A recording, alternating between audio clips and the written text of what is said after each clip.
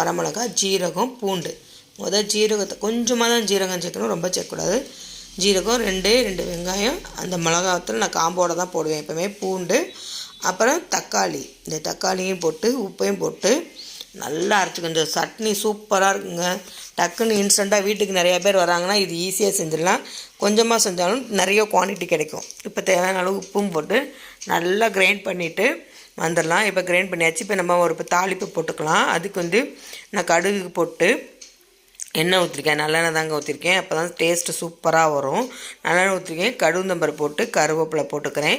அப்புறம் ஒரே ஒரு வரமிளகா போட்டு பிச்சு போட்டுக்கிறேன். அவ்வளோதான். ஏன்னா இது இப்படி போட்டிங்கன்னா டேஸ்ட்டாக இருக்கும். நம்ம அங்கேயே அரைச்சிருக்கோம், அதுக்கு தகுந்தாப்பில் போட்டுக்கலாம். இப்போ இந்த சட்னியை இப்போ இதில் அப்படியே ஊற்றிடலாம். ஊற்றிட்டு இது தாங்க ஹைலைட்டு. இனிமேல் சொல்கிறேன். இப்போ நல்லா ஊற்றிட்டு தேவையான அளவு தண்ணியும் ஊற்றிக்கலாம். தண்ணியும் ஊற்றிக்கிட்டு